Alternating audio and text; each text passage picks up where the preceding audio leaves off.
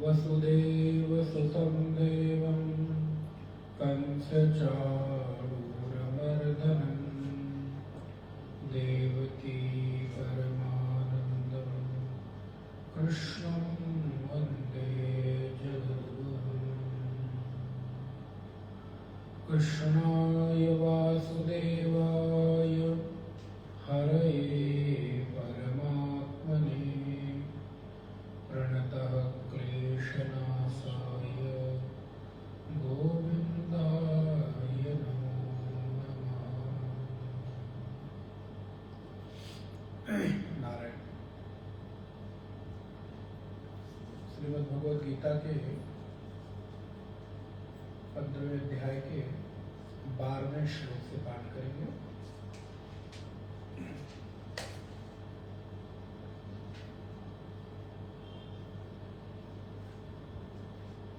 ओम श्री परमात्मने नमः।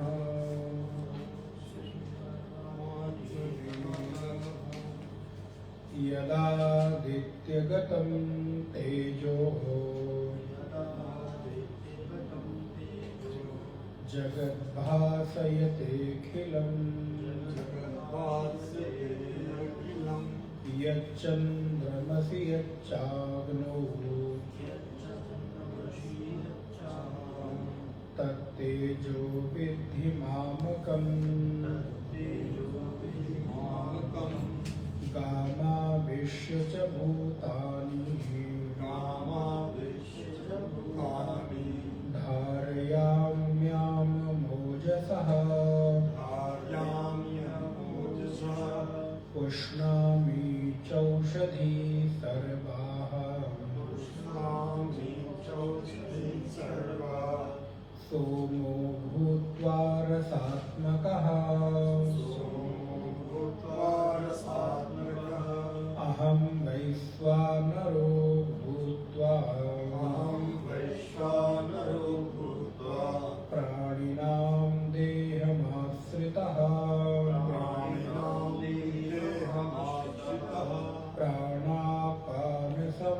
समायुक्तः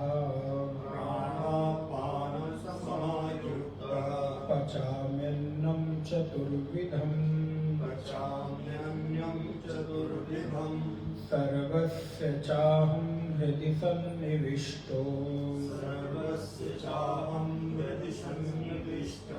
मत्तः स्मृतिर्ज्ञानमपोहनं च वेदैश्च सर्वैरहमेव वेद्यो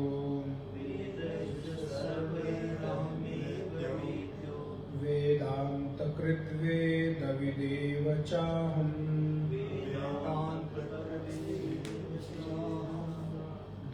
महाविमौ पुरुषो लोके क्षरश्चाक्षर एव च क्षरा सर्वाणि भूतानि कूटस्थोऽक्षर उच्यते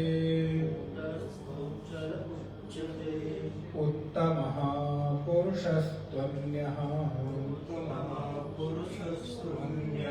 परमात्मेति उदाहृतः यो लोकत्रयमाविश्य बिभर्तव्यय ईश्वरः यस्माक्षरमतीतोऽहम्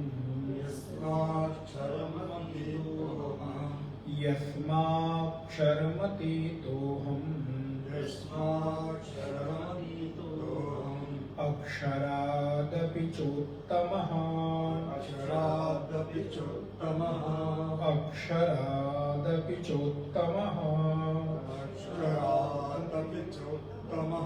अतोऽस्मि लोके वेदे च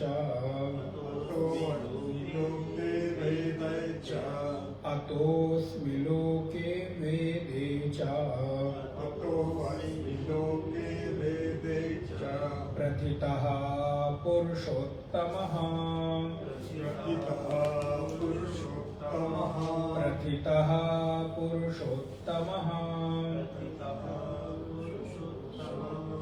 यो मामेव सम्मूढो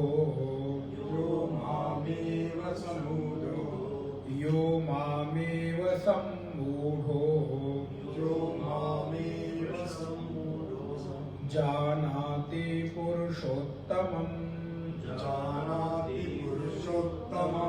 स सर्वविद् भजति माम्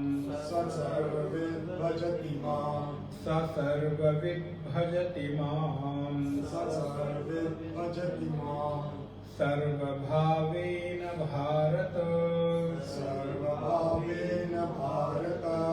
इति गुह्यतमं शास्त्रम्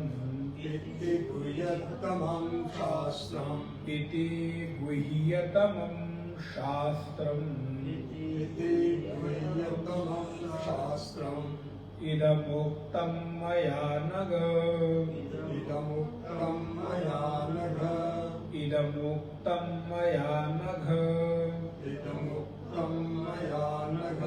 एतद्बुद्ध्वा बुद्धिमानः स्यात्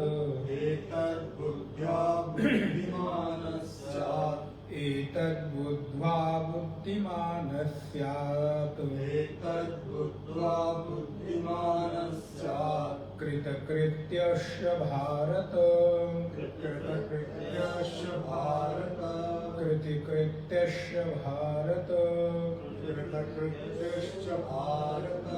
ओम तत्सत् इति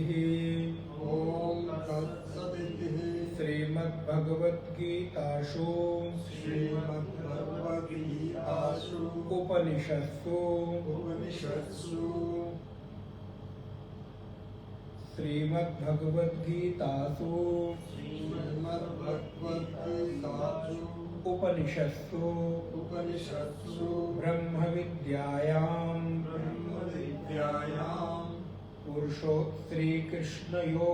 श्रीकृष्णार्जुन संवादे पुरुषोत्तम योगो नाम पंचदशोऽध्यायः।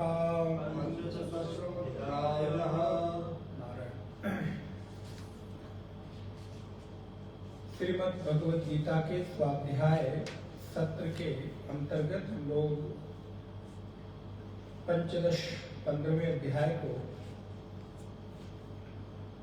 देख रहे हैं। विगत कक्षा में हम लोगों ने देखा योगेश्वर भगवान श्री कृष्ण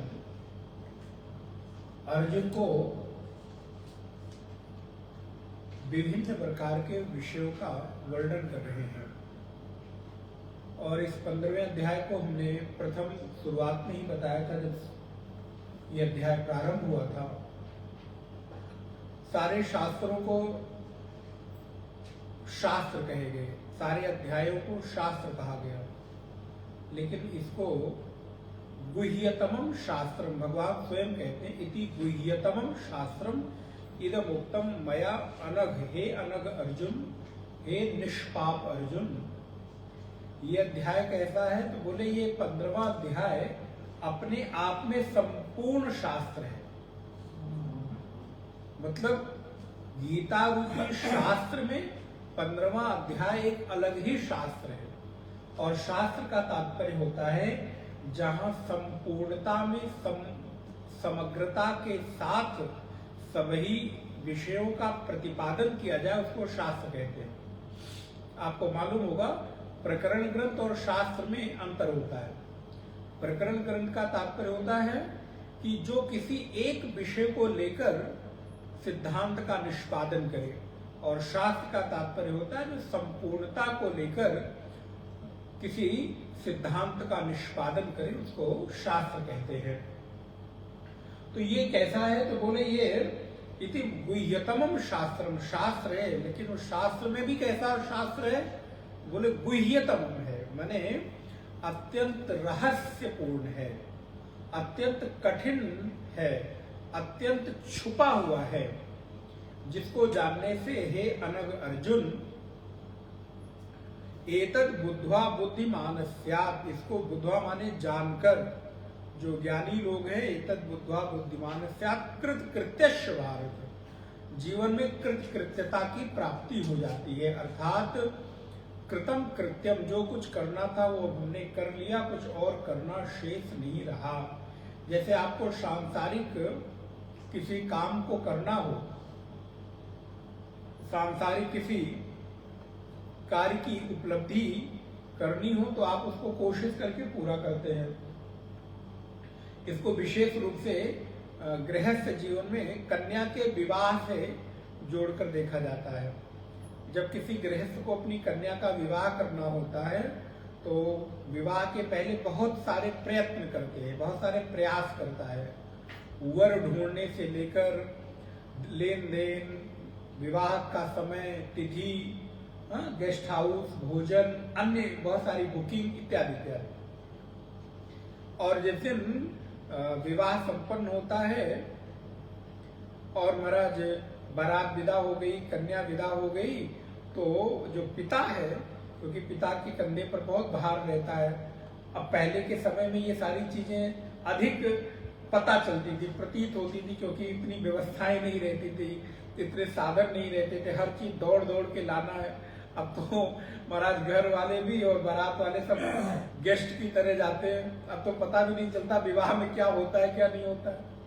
पहले के समय में आप पूछिए, मसाले के लिए अलग दौड़ रहे हैं, पत्तल के लिए अलग दौड़ रहे हैं, कार्ड बांटना एक बड़ा काम होता था, कितने सारे काम होते। विवाह मतलब बहुत बड़ी चुनौती। अब बड़ी सरल हो गई, सब पैकेज हो गया, आपने पे किया और काम खत्म। अब पता नहीं चलता विवाह की जो कठिनता है। लेकिन पहले के समय में कहते हैं, तो जब बारात विदा हो गई, कन्या विदा हो गई, तो पिता बूढ़ा अपनी उस पथराई हुई आंखों को जो विदा करते समय कन्या के भाव को रो रही थी, वो आकर थोड़ी देर कुर्सी पर बैठता है और कहता, वाह, आज मैं अब धन्य हो गया, कृतकृत्य हो गया, मैंने भगवान की कृपा से ठीक तरीके से बेटी का विवाह संपन्न कर लिया। तो बोले क्या हुआ? बोले कृतकृत्य हो गया, अर्थात जो करना था वो कर लिया।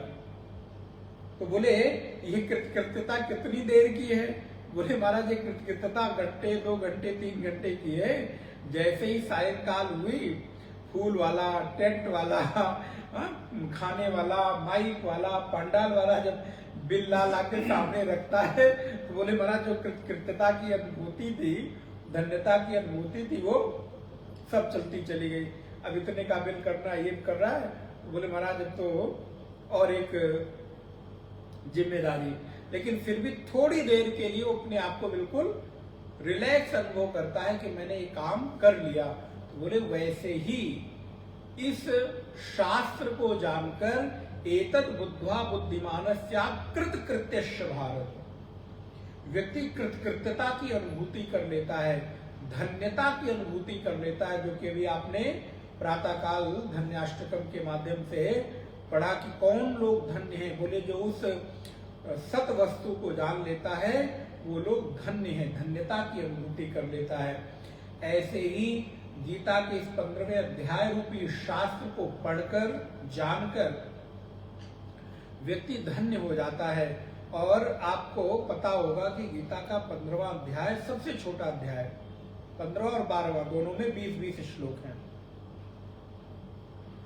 और महात्माओं में भी, सन्यासियों में भी 15वां अध्याय अत्यंत प्रचलित है।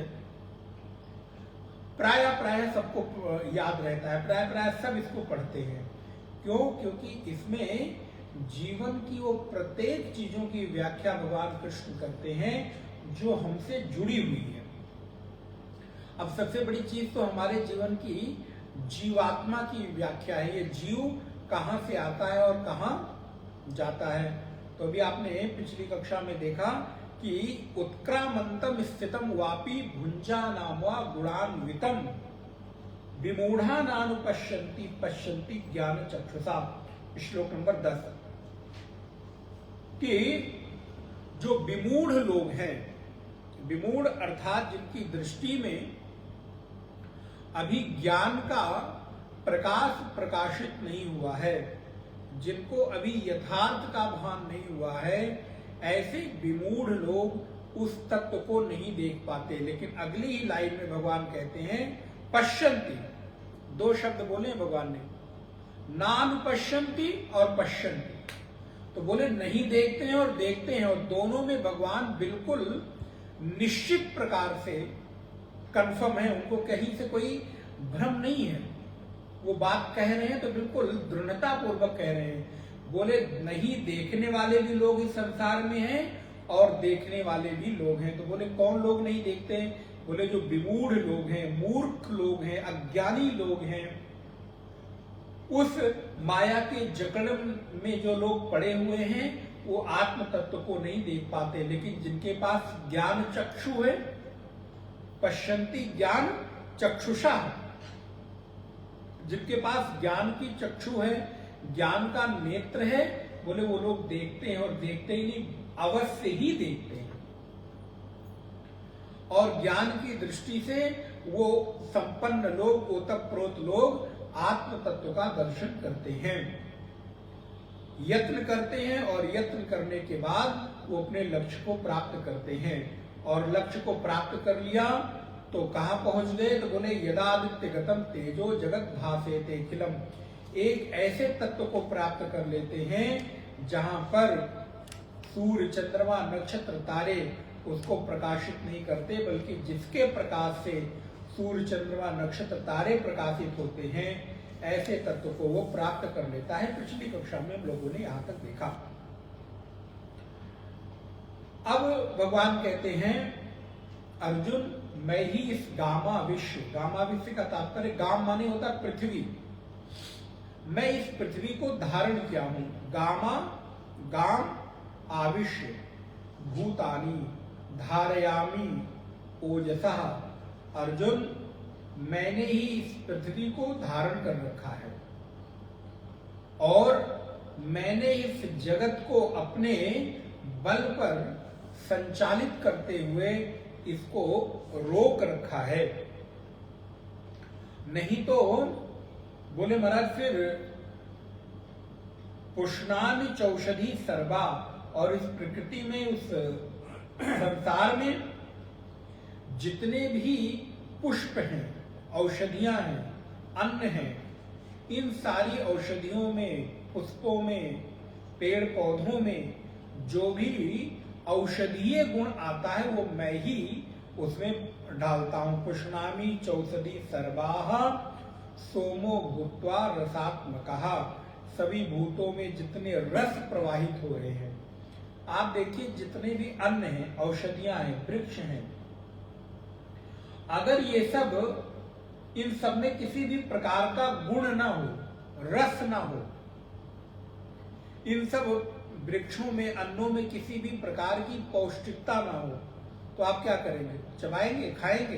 बोले नहीं महाराज, त्याग देंगे। लेकिन जैसे ही हमको पता चलता है कि इस पेड़ की जड़ में ये प्रकार की औषधीय गुण हैं, आप देखिए उसके पीछे हम लोग दौड़ पड़ते हैं।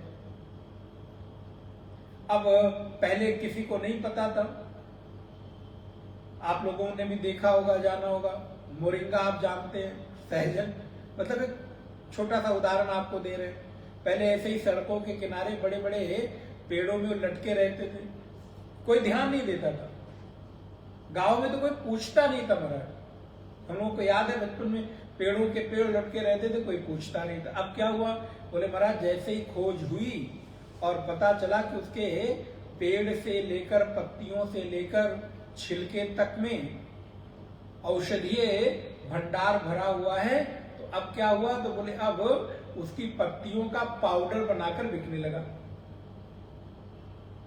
सहजन की फली तो बिकती ही बिकती है, उसको तो आप सूप बना के, अन्य सब्जी बना के पाते ही पाते हैं, लेकिन अब बोले हमेशा आपके लिए उपलब्ध है, पत्तियों को पीसकर और डिब्बे में बिकने लगा। क्यों? क्योंकि अब हमको पता चल गया कि इस वृक्ष का सारा जड़ से लेकर मूल, तना, पत्ते, फल, पुष्प सब कुछ औषधीय गुण से भरा हुआ है।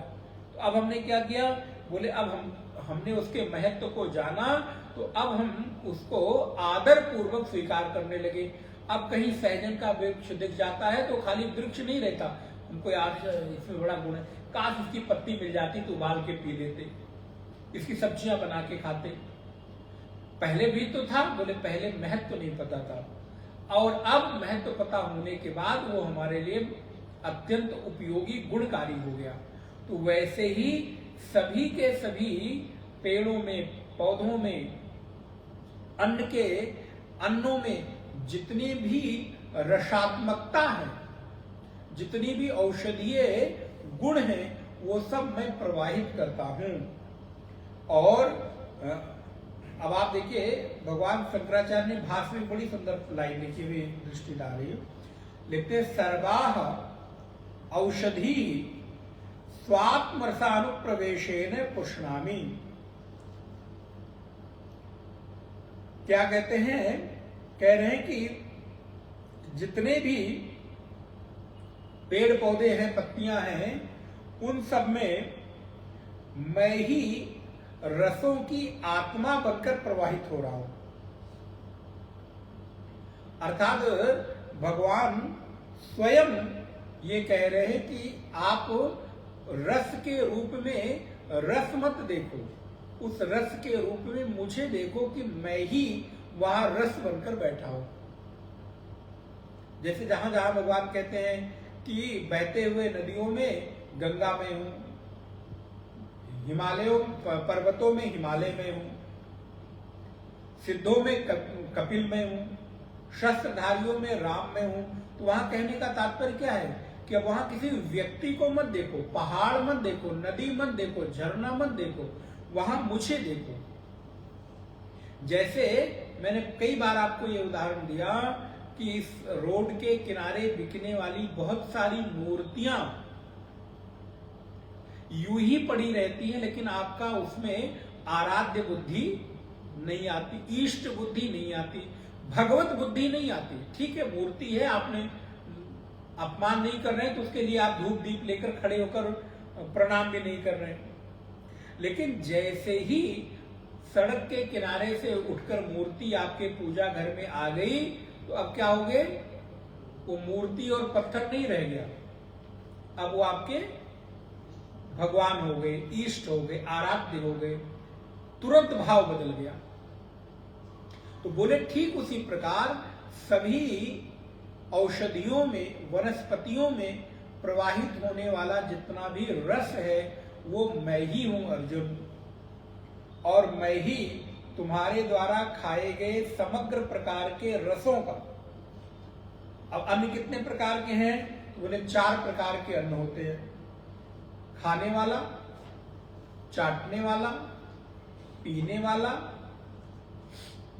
और चबाने वाला, ये 4 प्रकार के अन्न होते हैं। आप देखिए इसके अलावा आप कुछ नहीं खाते हैं, या तो आप उसको चबा के खाते हैं, या तो पीते हैं, या तो चाटते हैं, तो बोले महाराज हम जितने भी प्रकार के भोजन करते हैं वो 4 प्रकार के, भक्ष खा लिया, भोज्य या फिर लेह और या फिर चोष, चबाते हैं, चाटते हैं, चूसते हैं।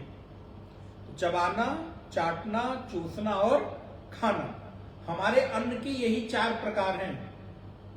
जैसे भोजन आदि आप भक्षण करते हैं, खाते हैं, चटनी आदि चाटते हैं, रस आदि पीते हैं, रस है, शरबत है, कोल्ड ड्रिंक है, अथवा लस्सी है, छाछ है, और या फिर कोई कोई चीज है जिसको आप चबा के खाते, जैसे गन्ना आदि है, गन्ने आदि को कैसे चबाएंगे, उसको चबाकर खाते हैं। तो हमारे पास खाने की यही 4 विधाएं हैं, और उन खाने के विधाओं में 9 रस हैं।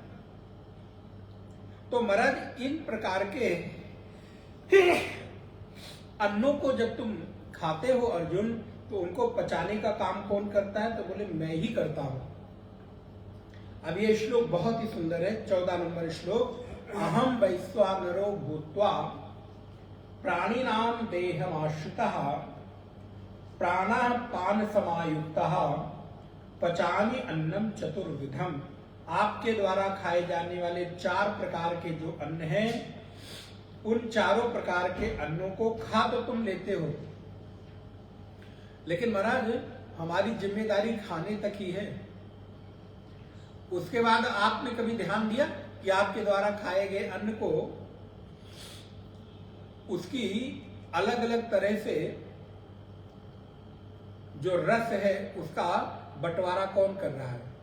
आप घर में कोई चीज लेकर आते हैं तो उसका बंटवारा करते हैं। बाजार से खरीद के लाए तो कपड़ा एक तरफ रख दिए, अनाज एक तरफ रख दिया, जो पैकिंग पन्नी थी वो एक तरफ रख दी, बिल एक जगह उठा के रख दिया।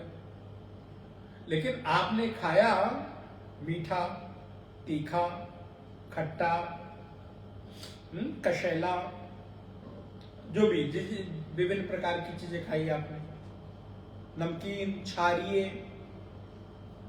तो आप सोचिए आप सब एक साथ खाए चले जा रहे हैं, उनका बंटवारा कौन कर रहा है? आपके शरीर में जब जहां जो पोषण की जरूरत है वो कौन दे रहा है? हमने सुबह तो नाश्ता करके छोड़ दिया, बोले महाराज खा लिया पूरा तृप्त होके, और अगले दोपहर के खाने की तैयारी शुरू हो गई। फिर 2 बजे लंच का टाइम हुआ, फिर खा लिया, बोले फिर महाराज 5 बजे हाई टी हो गई, चाय और स्नैक्स हो गया, बोले महाराज खाए जा रहे। फिर रात को 9 बजे बोले डिनर पूरा प्रॉपर चाहिए, फिर सो गए। और आप सोचिए उससे क्या क्या बनता है? रक्त बनता है। भाई अन्न से ही तो रक्त बनता है,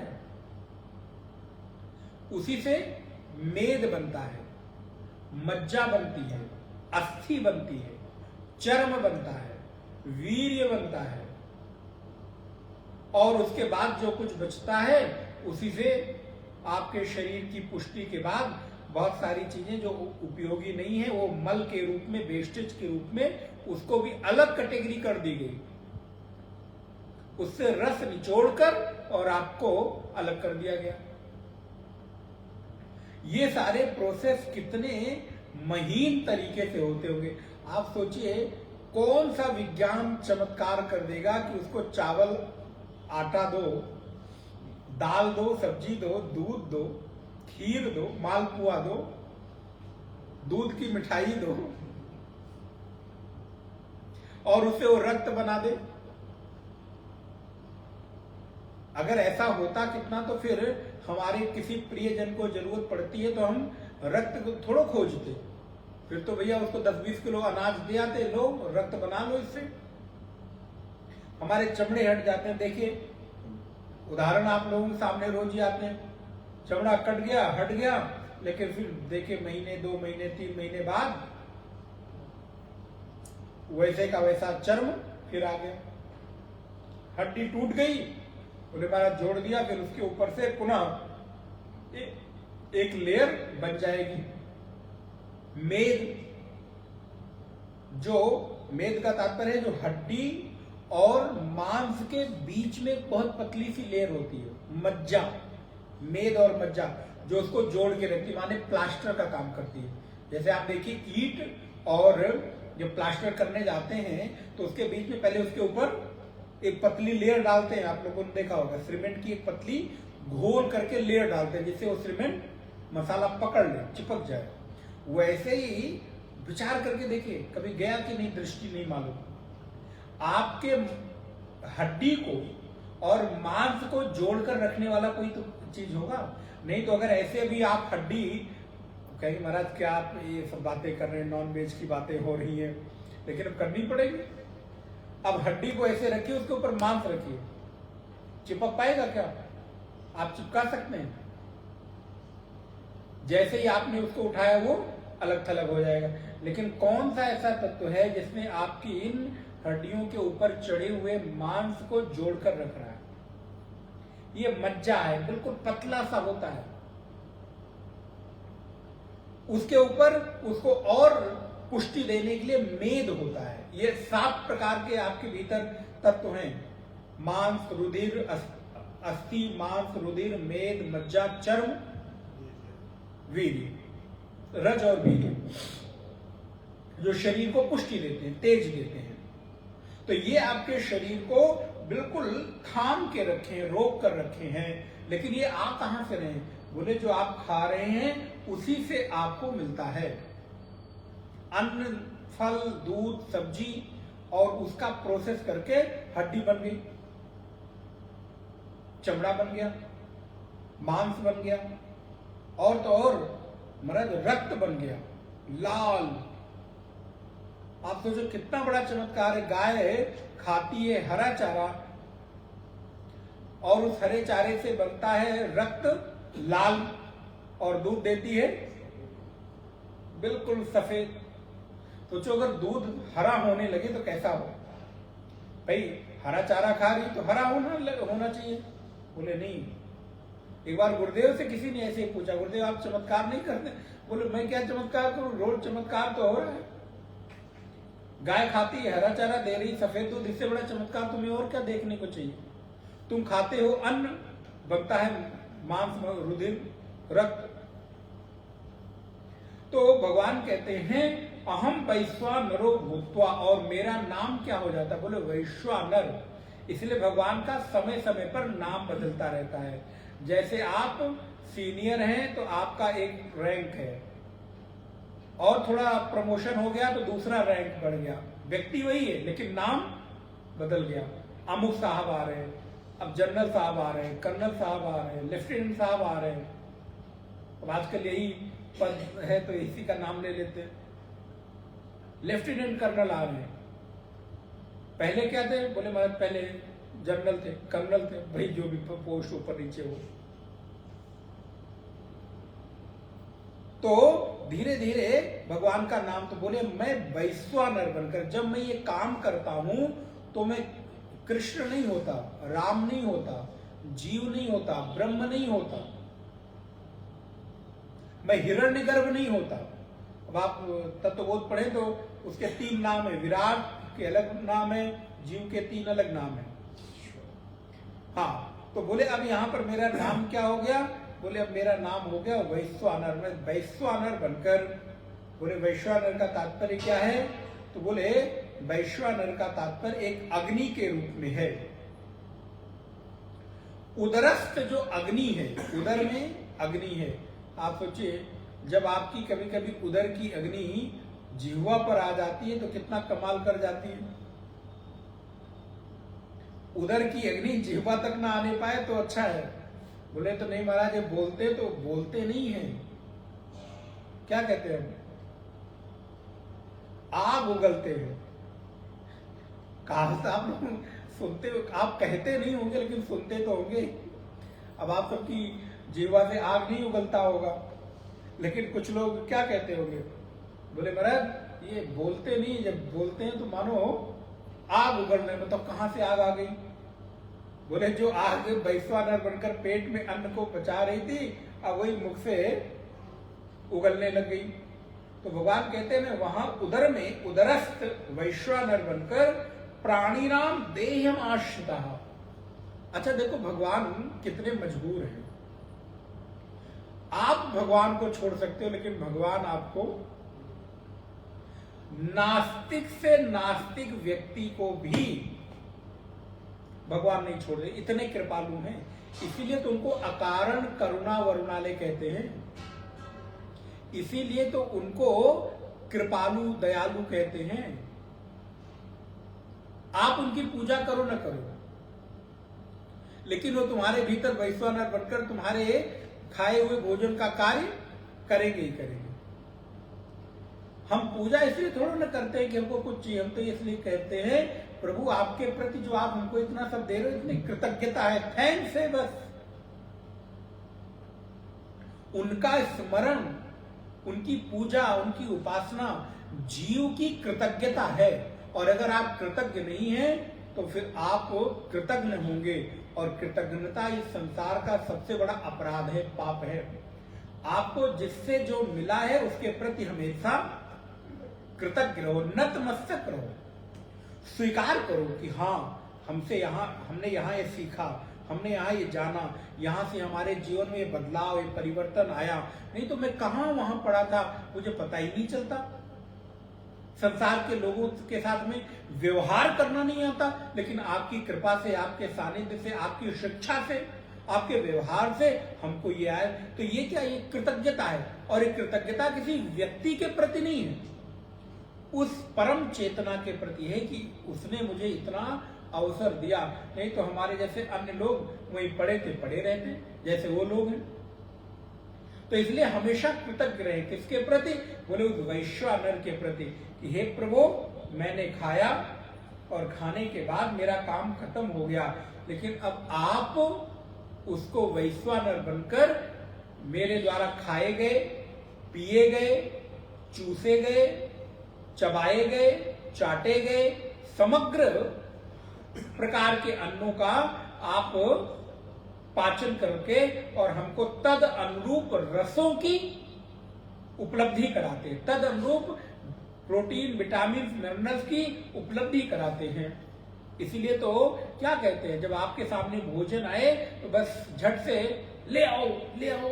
घरों में कभी कभी देखने को मिलता है, महाराज 1 मिनट लेट हो गया तो पता चला खोपड़ी पे उठा लिया पूरा घर, आया कुछ भी नहीं, उठाया और खाना शुरू कर दिया। बोले यार, जिसके निमित्त से वो अन्न आया है, पहले उस अन्न को प्रणाम करो, कृतज्ञता ज्ञापित करो कि अब मैं आपको खाने जा रहा हूं। अच्छा तो आपको कोई खाए तो आपको कैसा लगे? आपकी उंगली को कोई ऐसे दबा देता है तो कितना कष्ट होता है। आप भी उस अन्नम ब्रह्म, तैत्तिरीय उपनिषद में आप पढ़ेंगे, अन्नम ब्रह्म तन्न निंद्यात्, अन्न ब्रह्म है उसकी निंदा मत करो।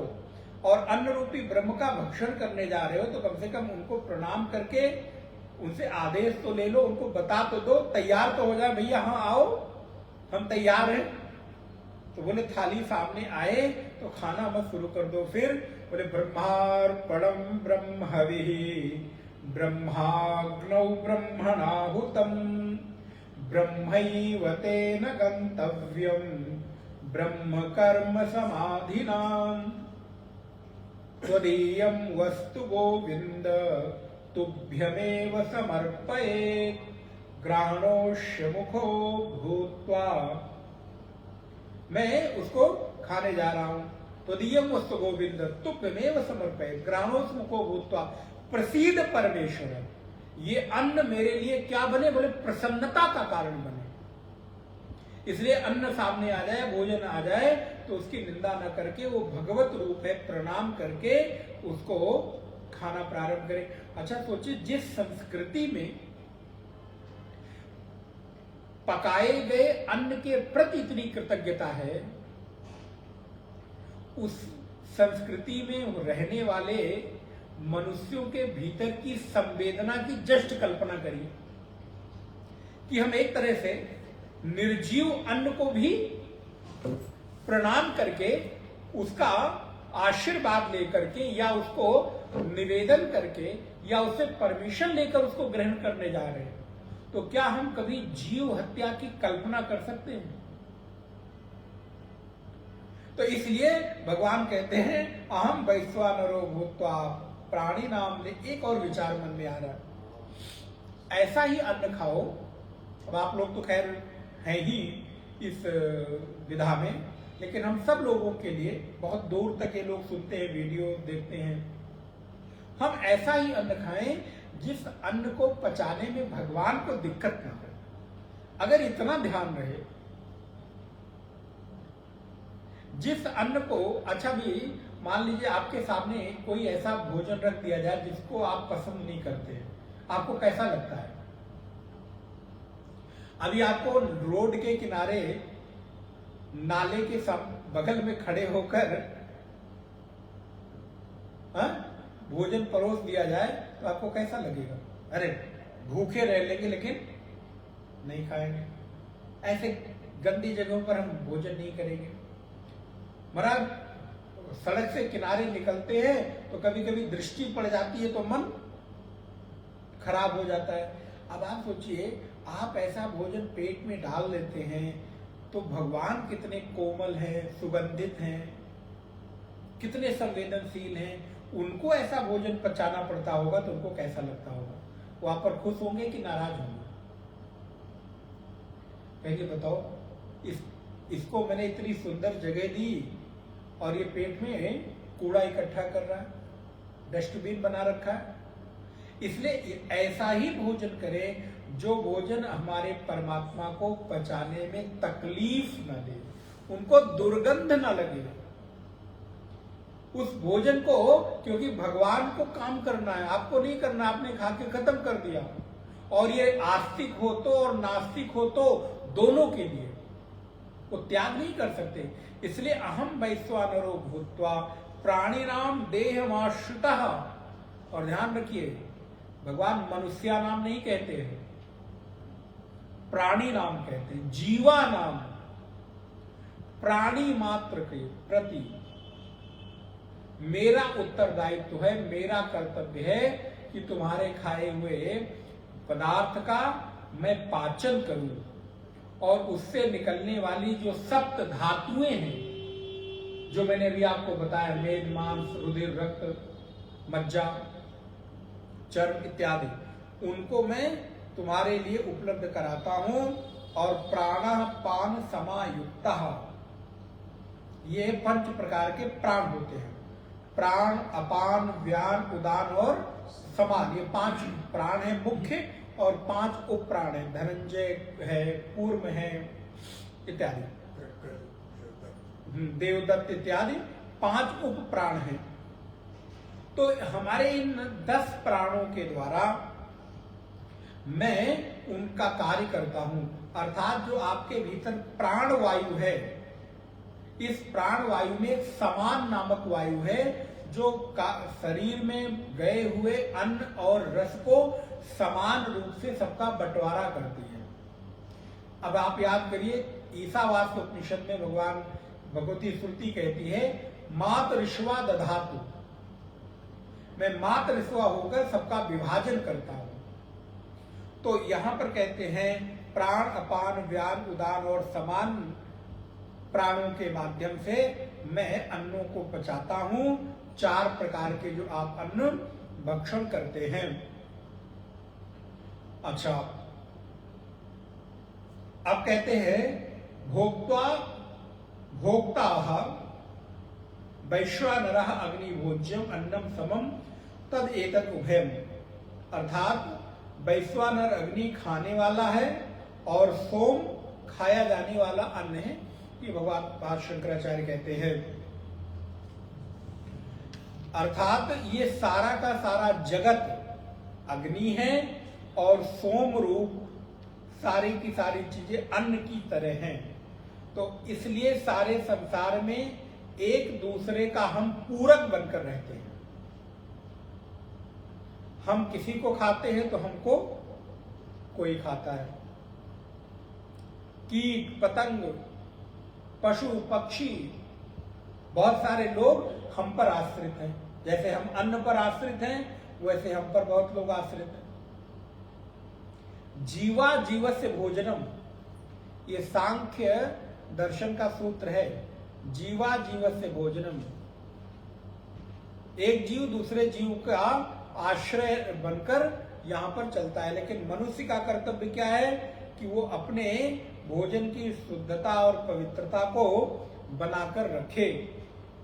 अब 15 नंबर श्लोक में कहते हैं, अहम सर्वस्य चाहम हृदय सन्निविष्टो, हे अर्जुन मैं सभी प्राणी मात्र के भीतर उनका आत्मा बनकर उनके अंतःकरण में स्थित हूं। सर्वस्य चाहम हृदय सन्निविष्टो, देखिए आप कहते हो ना संसार को कहते हुए आप थकते नहीं कि तुम सबसे निकट मेरे हो, मेरे हृदय के निकट तुम हो, तुमसे निकट इस संसार में और कोई नहीं है। या आपको कोई कहता है कि हाँ मैं तुमको बहुत प्यार करता हूं, तुम मेरे हृदय के बहुत निकट हो, तो आपको देखिए कितनी प्रसन्नता होती है, फूले नहीं समाते, अच्छा मुझे भी कोई प्यार करने वाला है। लेकिन यहां भगवान बार बार कह रहे हैं, हे प्राणियों, हे मनुष्यों, सुनो मैं ही तुम्हारे सबसे निकट हूं। देखिए भगवान खुद कह रहे हैं, सर्वस्य चाहम हृदय सन्निविष्ट, सबसे निकट अंतःकरण में कौन रहता है? बोले मैं विराजित हूं और मैं ही एक काम करता हूं। देखो भगवान कितने दयालु और कृपालु हैं। क्या करता हूं? ये दो चीजें, इस पर थोड़ा आप चिंतन करिए। मैं थोड़ा करूंगा, थोड़ा आप लोग भी कीजिएगा। बोले नहीं महाराज आप ही कर लीजिएगा, हमारे करने की क्या जरूरत है। आप कर लेंगे तो समझिए हमने कर लिया। बोले महाराज क्या?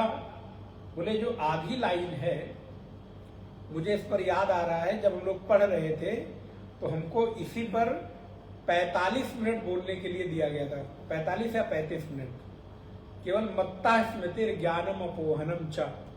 अभी भी वो टॉपिक कहीं रखा होगा, हमने लिख के रखा है, तो याद नहीं रहता।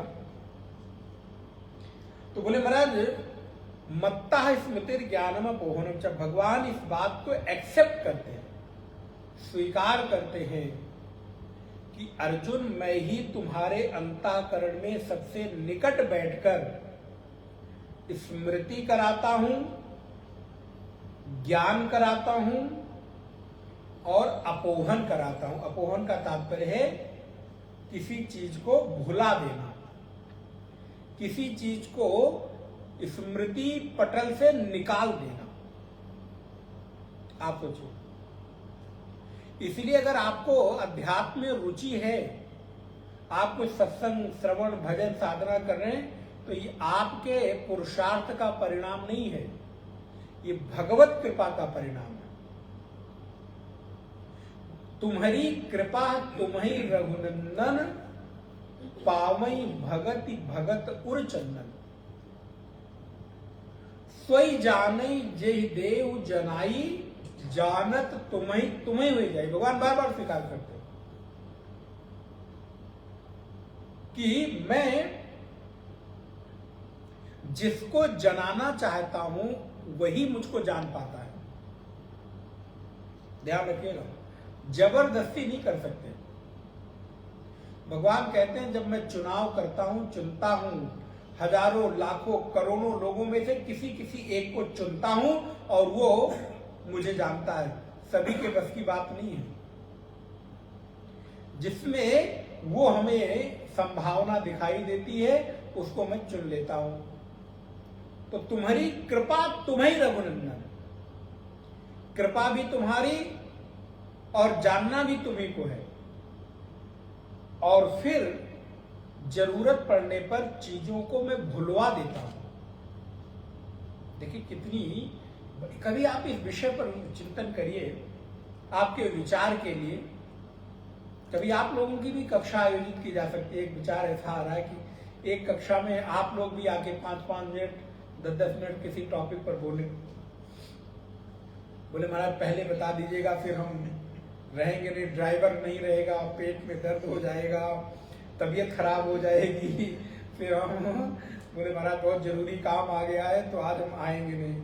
फिर उस दिन कक्षा में बोले हम अद्वैत बनकर बैठे हुए हैं, फिर कोई द्वैत दिखाई नहीं दे रहा है दूर दूर तक। बोले महाराज आप ही कह लो और आप ही सुन लो। अच्छा कोई नहीं, आप कभी विचार करिए, स्मृति माने स्मरण और चीजों का भूल जाना आपके जीवन के लिए कितना उपयोगी है। स्मरण, और इसको ऐसे टॉपिक बना सकते हो, स्मृति और विस्मृति जीवन के लिए अभिशाप या वरदान। कभी कभी विस्मृति आपके जीवन के लिए वरदान बन जाती है। हर बात याद रखना, याद रह जाना, ये जरूरी और बिल्कुल नहीं होता। कितने लोग तो ये करते हैं कि भगवान ऐसा कृपा करो कि सब भूल जाओ। मैं अपने जीवन की घटित उन घटनाओं को भूल जाऊं, और कभी कभी आप लोग कहते भी हैं कि मैं अपने जीवन का वो स्ट्रगल पीरियड, विषम परिस्थितियां भूल जाना चाहता हूं। मत याद दिलाओ।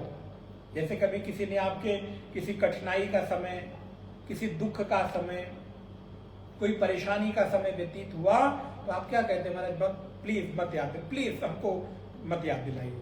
क्यों? तो इसका मतलब है कि आपको भी ये पता है कि कुछ चीजें भूल जाने में ही अच्छाई है, भूल जाने में ही आपको सुख है। स्मृति ही सुख का कारण नहीं बनती, विस्मृति भी आपके सुख और आनंद का कारण बन जाती है। यदि अभी आपको, चलिए एक ना भगवान ऐसा करे, लेकिन आप अपनी बचपन से लेकर अभी तक जितनी चीजें आपके साथ घटित हुई हैं, अगर वो रील की तरह चलती रहे तो आपकी हालत क्या होगी। यहां कभी कभी दिन में कोई चीज खटक जाती है, थोड़ी तू मैं किसी से हो गई, भाई से, बंधु से, पति से, पत्नी से, बेटे से, बहू से, तो महाराज रात की नींद उड़ जाती है। और अगर जिंदगी भर की सारी रील, स्मृति रील की तरह चलती रहे तो क्या हालत होगी। बोले महाराज आप जी नहीं पाएंगे। अब आपको हमेशा याद रहे कि सुबह सुबह रोज स्कूल जाने के लिए पिटाई होती थी, कपड़ा पहनने के लिए भी पिटाई होती थी, जूता पहनने के लिए भी महाराज मम्मियां पीटा करती थी। अब अगर बच्चा ये बड़े होकर याद रखे तो उसका अपने संबंधों के प्रति कैसी स्मृति बनेगी, कैसा व्यवहार होगा। उसको ये लगे कि बताओ हम बचपन में असहाय थे, निर्बल थे, तो हमको इतना मारा गया। स्कूल जाते तो मार पड़ती थी, स्कूल गए तो वहां मास्टर मारता, लौट के आते तब पेंसिल कहाँ शर्ट में लगा ली, स्याही बह गई, तब मार पड़ती। और फिर महाराज खा पी के बैठे, होमवर्क पूरा कराने के लिए टीचर आता, ट्यूशन पढ़ाने के लिए, तो वो भी पीटता। अब आप सोचिए वो कितना उसके भीतर विष भर जाएगा, लेकिन नहीं, हमें कुछ भी याद नहीं। तो कभी कभी हमारी विस्मृतियां हमारे जीवन में वरदान बनती है, और ये भी सच है। बहुत सारी घटनाएं भूल जाना ही व्यक्ति के लिए सुखद है। इसलिए भगवान कहते हैं, अर्जुन, मैं भाष्य पढ़ देता हूं। आदि गुरु भगवत पाद कहते हैं, मत्तः आत्मना सर्व प्राणिनाम स्मृति ज्ञानम तद अपोहनम च एषाम पुण्य कर्मिणाम पूर्ण कर्मानुरोधेन ज्ञान स्मृति भवतः तथा पाप कर्मिणाम पाप कर्मानुरूपेण स्मृति ज्ञानयो अपोहनम च अपायनम अपगमनम च। कितनी सुंदर बात भगवत्पाद लिखते हैं। कहते हैं, हे अर्जुन, मैं ही समस्त प्राणियों में स्मृति, ज्ञान और उनका लोप, अपोहन माने है लोप, भुला देना, विस्मृत करा देना। तो प्राणियों में स्मृति, ज्ञान और लोप, विस्मृति मैं ही कराता हूं। तो बोले अगर महाराज हम सब कुछ भूल जाते हूं तो क्या करें। तो भगवान यहां उपाय भी बता दे रहे हैं। बोले अगर तुम्हें स्मृति बहुत मजबूत चाहिए तो पुण्य करो, पुण्य के प्रभाव से तुम्हें स्मृति रहेगी, और पाप के प्रभाव से तुम्हारी स्मृति चली जाएगी। इसीलिए देखिए, कई बार व्यक्ति अपने प्रतिकूल समय को बहुत जल्दी भूल जाता है। आप याद करिए घटना कोई, किसी के साथ आपने बहुत अच्छा किया, उसका समय बदल गया, कुछ बन गया या कहीं पहुंच गया, कुछ उपलब्धि हो गई, तो आपके पीछे आपके द्वारा किए गए सारी चीजों को तत्क्षण भूल जाता है। और अच्छा, ये भी बड़ा कमाल का है, आप जिसके साथ अच्छा करते हो वो व्यक्ति कुछ बनकर सबसे पहले उसी को काटता है जिसने उसका सहयोग किया है। ये पता नहीं कौन सा नीति है, प्रायः यही देखने को मिला है। किसी अब बेटे ने तो मतलब पिता ने बेटे के लिए तो किया ही, किसी चाचा ने भतीजे के लिए कर दिया, किसी बड़े पिता ने अपने बच्चों के लिए कर दिया, पड़ोसी के लिए कर दिया, बुआ के बेटे के लिए कर दिया, मामा के बेटे के लिए कर दिया, बेटी के लिए कर दिया। बोले महाराज बड़े हो गए तो क्या, बोले पूछता तक नहीं, जबकि उसकी सारी पढ़ाई से लेकर नौकरी तक हमने उसका। बोले ठीक है, वो अपने पाप कर्म एकत्रित कर रहा है, आप चिंता मत करो, आप परेशान मत हो। आपको ये घटना याद है, इसका मतलब आपने पुण्य किया है। और व्यक्ति थोड़ा सा भी कुछ पुण्य कर देता है तो जिंदगी भर याद रखता है, और पाप कर्म याद नहीं रहते, तुरंत भूल जाता है। क्योंकि पाप कर्मों का प्रभाव है कि आपके चित्त से, और इसीलिए वो बार बार ऐसे कर्म को, अच्छा अगर पाप याद रहे तो दोबारा होगा। बार बार हम पाप कर्म क्यों करते हैं? क्योंकि एक बार करने के बाद भूल गए। पुण्य, बोले महाराज हाँ 1 साल पहले मंदिर के बाहर किसी गरीब को 5 रुपए दिया था, याद है मुझे, 1 साल पहले 5 रुपए दिया था। घर में एक बार कराया था, कोई महात्मा संत आए थे, पूजा पाठ करा लिया था। अब बोले महाराज उसके बाद जीवन भर याद होगा। एक पूजा अगर उसने करा ली है तो हमेशा उसी को याद रखेगा, हाँ हमने ये कराया, ये दान किया था, हमने वो रसीद संभाल कर रखी है, अंतिम समय तक याद कर रहे थे कि हाँ हमने ये किया था। अच्छा, पाप कर्म की रसीद क्यों नहीं संभाल के रखी? वो भी संभाल के, बोले महाराज जाने दो, भूल गए। क्योंकि पाप कर्म का प्रभाव है कि वो आपकी स्मृति पटल से चला जाता है, क्योंकि उसको दोबारा फिर घूम घूम के आना है ना। जब वो याद रहेगा तो आप कैसे करोगे? इसीलिए व्यक्ति को हमेशा पुण्य कर्म करके भूल जाना चाहिए, कोशिश करना चाहिए।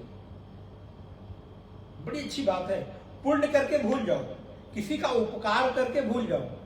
जैसे वो कहावत है ना, नेकी कर दरिया में डाल, भूल जाओ। भूल जाओगे फिर दोबारा करने का मौका मिलेगा, फिर करने का मौका मिलेगा। पाप कर्म याद रखो कि हमसे एक बार ये गलती हो गई, हमने एक बार किसी का दिल दुखाया, हमने एक बार किसी के इसका अपमान किया, हमने एक बार किसी पर अपकार किया, क्रोध किया, घृणा की, ये याद रखो। वो याद रहेगा तो दोबारा करने से बचोगे, डरोगे। इसलिए भगवान कहते हैं अर्जुन, सर्वस्य चाहम हृदय सन्निविष्टः मत्तस्मृतिर ज्ञानम अपोहनम चा वेदैश्य सर्वैः अहमेव वेद्यः। मैं ही समस्त वेदों के द्वारा जो जाना जाने वाला एकमात्र तत्व है वो मैं हूं। वेदैश्य सर्वैरहमेव वेद्यः वेदांत कृतवेद विदेव चाहम। और वेदांत के द्वारा, वेदांत कृत, ध्यान रखिएगा, वेदांत कृत, वेद अलग है और वेदांत अलग है। वेद का तात्पर्य है कर्मकांड और उपासना। तो वेदों के द्वारा जो कर्मकांड और उपासना से जाना जाता है वो मैं हूं। और फिर वेदों के अंत ज्ञान रूप वेदांतों के द्वारा जिस तत्व को जाना जाता है वो भी मैं हूं। कितनी सावधानी पूर्वक भगवान कह रहे हैं, अर्थात दोनों को संबोधित कर दिया। अगर किसी की केवल वेद में निष्ठा है तो उसका भी जो आराध्य साध्य तत्व है वो मैं हूं। और अगर किसी की वेदांत में निष्ठा है, ज्ञान में निष्ठा है, उपनिषदों में निष्ठा है, तो उसको भी भगवान कहते हैं वेदांत कृतवे दविदेव चाहम। वेदकृत और वेदांत कृत दोनों कृत जो तत्व है वो एकमात्र मैं ही हूं और वो मेरे द्वारा ही जाना जाता है। वेदांत का जो एकमात्र तत्व है, करता है, वेद के अर्थ को जो समझने वाला है, जानने वाला है, वो भी मैं ही हूं। अर्थात इसको अगर ऐसे देखा जाए तो सगुण ब्रह्म भी मैं हूं और निर्गुण ब्रह्म भी मैं ही हूं। वेदों के द्वारा जो उपासना की जाती है, किसकी की जाती है? सगुण ब्रह्म की आराधना, यज्ञ, विष्णु की। यज्ञो वै विष्णु, यज्ञ का स्वरूप ही विष्णु है। तो वेदांत वेदकृत माने सगुण उपासना। तो सगुण उपासना का जो आराध्य है वो भी मैं हूं और निर्गुण उपासना का जो हम लोग ज्ञान चर्चा उपनिषदों में करते हैं उसका भी ब्रह्म तत्व वो भी मैं ही हूं। इसलिए सर्वस्य चाहम। अर्जुन, सभी प्राणियों के हृदय के सबसे निकट अगर कोई है तो कौन है? तो बोले मैं ही हूं। हम लोग कार्ड छपाते हैं ना शादी ब्याह का, तो क्या लिखते हैं? हृदय प्रिय, ऐसे ही लिखते ना, हृदय प्रिय, आयुष्मान, चिरंजीवी, आयुष्मती, पता नहीं क्या क्या। बोले कभी हृदय प्रिय भगवान भी लिख लिया करिए। कभी हम लोग लिखें हमारे हृदय प्रिय कृष्ण, हे हृदय प्रिय राम, आपको पत्र लिखता हूं, कहाँ हो, बहुत दिन हो गया मिले हुए। बोले महाराज वो तो ठीक है, जब आप बताते हैं तो याद आ जाती है, नहीं तो हमारे हृदय में जो बैठा है उसकी याद आती ही नहीं। बोले कहाँ बाहर ढूंढने जाऊं, कहाँ देखूं? दिल में तस्वीर है यार की, जब चाही गर्दन झुकाई देख ली। मैं यही तो बैठा हूं, देखना तो चाहो। बोले महाराज फुर्सत किधर है देखने को? मैं बहुत बिजी चल रहा हूं आजकल, इतने अन्यान्य कार्यों में व्यस्त हूं कि देखने की फुर्सत नहीं है। वो तो छोड़ो, बोले महाराज संसार में क्या क्या कहा, बोले मरने की फुर्सत नहीं है। मैंने व्यक्ति कहा भैया फुर्सत ना हो तो बताओ, छत पे चलो, मैं तुम्हारा सहयोग कर दूं, तुम्हें फुर्सत निकालने की जरूरत कहाँ है? अब बताओ कैसे कैसे लोग कहावत। बोले महाराज मरने की फुर्सत नहीं, आप सत्संग की बात करते हैं, कहाँ सत्संग और कथा भागवत, संसार में इतने उलझे हुए। तो बोले महाराज हृदय प्रिय कौन है? बोले हृदय प्रिय सबसे अधिक अगर कोई है तो वो भगवान ही है। भगवान से निकट इस संसार में कोई और है नहीं। और अगर कोई है, होने का भ्रम है, तो ये सब फिर कहने कहलाने की बातें हैं। इसमें कुछ कोई बहुत दम नहीं है। वो कह रहा है, आप सुन लीजिए बस। वो कह के खुश हो रहा है, आप सुन के खुश हो रहिए और उसको कह दीजिए हाँ हाँ मैं ही हूं। लेकिन ये जानते रहो कि इस संसार में भगवान के अतिरिक्त और कोई तुम्हारा हितैषी प्रिय नहीं है। उपनिषद ये कहता है कि बोले महाराज मैं ही सबसे अधिक प्रिय हूं, मैं ही सबसे अधिक, मुझसे अधिक प्रिय और कोई नहीं है। द्वाविमो पुरुषो लोके, श्लोक नंबर 16। द्वाविमो, द्वा माने दो, इमो माने इस लोक में, द्वा इमो पुरुषो लोके क्षरशाक्षर एवचा।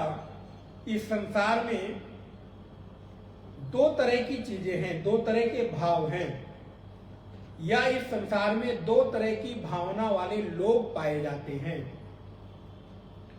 जिनमें से एक लोग हैं क्षर नाशवान और एक है अक्षर जिनका कभी नाश नहीं होते। तो एक है क्षर पुरुष और दूसरा है अक्षर पुरुष। तो द्वाविनो पुरुषो लोके क्षरशाक्षर एवचा क्षर सर्वाणि भूतानि। देखिए कैटेगरी बनाई और उसका फिर विस्तार कर दिया। इस संसार में दो तरह की चीजें दिखाई देती है, एक है क्षर और एक है अक्षर। एक है मरने वाली और एक है ना मरने वाली। एक है नाशवान और एक है सदा रहने वाला अमृत। तो क्षर कौन है, मरने वाला? बोले सर्वाणि भूतानि क्षरा, जो सभी भूत दिखाई दे रहे, पंच महाभूत, और पंच महाभूत से उत्पन्न जितनी सृष्टि है वो सारी की सारी सृष्टि क्षर सृष्टि है, अर्थात नाशवान सृष्टि है। अच्छा बताओ, जो मूल में जो मरने वाला है उसको आप अमर कर सकते हो? जैसे आप खाने की कोई वस्तु ले आओ, कोई ऐसा द्रव्य जिसका मूल स्वभाव ही हो कि वो घंटे 2 घंटे 6 घंटे में खराब हो जाएगी। अब आप कितना भी फ्रिज कर लो, कितना भी डीप से डीप फ्रीजर में डाल दो, 6 घंटे से 8 घंटे, 10 घंटे, 12 घंटे, 2-4 दिन, लेकिन क्या आप उसको हमेशा हमेशा के लिए वैसा बना के रख सकते हो? बोले महाराज डीप से डीप फ्रीजर में डाल दो, लेकिन यदि उसका मूल रूप है कि वो खराब होना है, बेस्वाद होना है, तो आपके किसी भी उपाय से वो बचेगा नहीं। वैसे ही संसार का मूल रूप क्या है? क्षर। संसार का मूल रूप क्या है? नाशवान। संसार का मूल रूप क्या है? छोड़ देना। संसार का मूल रूप क्या है? धोखा। संसार का मूल क्या है? भ्रम। संसार का मूल क्या है? ज्ञानता, अंधकार। मूलता हमारी मान्यताओं में ऐसा जकड़ गया है कि हमको लगता है कि ये क्षर संसार को हम अक्षर बना देंगे। अरे भैया, बड़े बड़े लोग नहीं रोक पाए तो तुम अपने मन के कितने भी डीप फ्रीजर में ले जाकर संबंधों को ले जाकर वहां दबा दो, लेकिन फिर भी वो बचने वाले। उदाहरण से समझिएगा, जैसे कोई भी नाशवान खराब जल्दी होने वाली वस्तु को कितने भी ठंडी जगहों में डाल दो, लेकिन वो समाप्त हो जाएंगे 2 दिन, 4 दिन, 6 दिन, 10 दिन। जैसे ही उनको हवा लगी, बाहर निकाले, वो खराब। और कभी कभी फ्रिज में रखे, देखते रहते हैं अभी तो खराब नहीं हुआ, ऊपर से तो ठीक दिख रहा है, लेकिन पता चला महाराज मिठाई नीचे से वो आप सड़ी जाती है फ्रिज में। आप देखते होंगे ऊपर से, अच्छा कल खाएंगे, अच्छा परसों खाएंगे, अच्छा परसों बांट देंगे, तब तक पता चला जब निकालते ही तो वो खराब, सब उसमें जब वो लग गया है, फफूंदी लग गई। बोले ऐसे ही कभी कभी आप भी अपने मन के भीतर डीप फ्रिज में संबंधों को दबा के रखे हो और देखते रहते हो, अच्छा हमारा है, अच्छा हमारा, जब जरूरत पड़ेगी तो उपयोग कर। और बोले जैसे ही जरूरत पड़ी निकाल के उसको अपने लिए उपयोग करने के लिए, तो पता चला महाराज उस संबंध में तो फफूंदी लग गई है, वो खराब हो चुका है, वो किसी काम नहीं, उठाया और भुरभुरा के वो नाश हो गया, गिर गया, बेकार हो गया, हाथ में पकड़ भी नहीं आया, सड़ गया है, दुर्गंध ऊपर से आ रही है। सड़ी हुई मिठाई को पकड़ोगे तो जो पहले खा के स्वाद मिलता है वो हाथ में पकड़ने में भी दुर्गंध आ रही है, और महाराज हाथ को भी धोना पड़ेगा साबुन लगा के, इसलिए उसको उठाओ, बाहर डिब्बे से ही फेंक दो।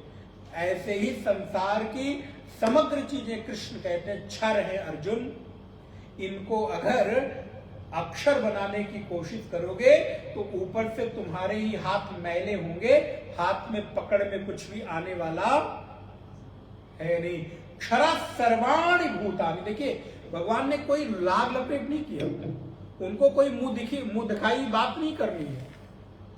उन्होंने एक तरफ से संसार की समग्र वस्तुओं को, संबंधों को, भावनाओं को, व्यक्तियों को, परिस्थितियों को क्षर की कैटेगरी में डाल दिया।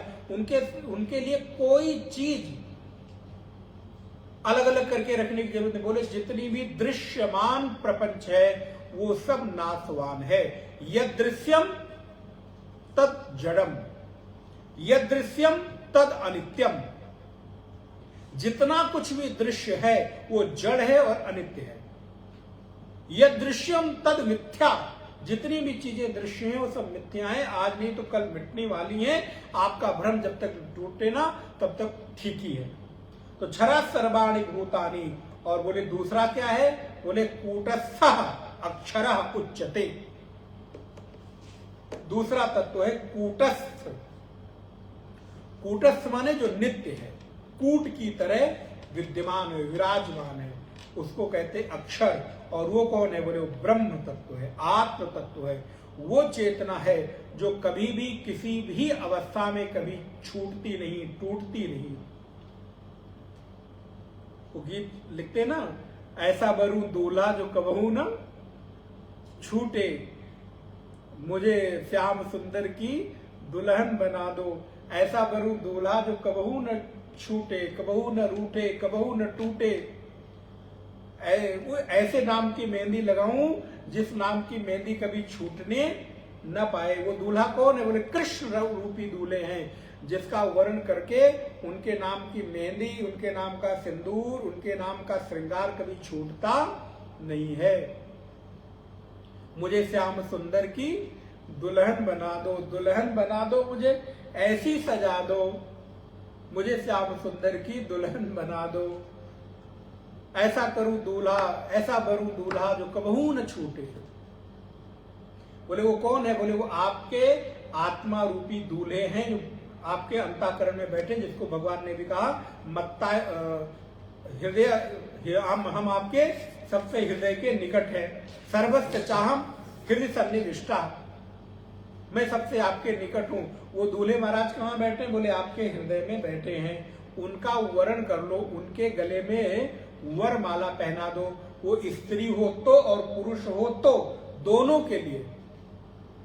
तो एक तरफ हो गया क्षर प्रपंच और एक तरफ हो गया अक्षर ब्रह्म, जो कभी टूटता नहीं। भगवत पाद शंकर लिखते हैं, क्षरा चा क्षरत इति क्षरो विनाशी, एको राशि अपरा पुरुषा अक्षरा।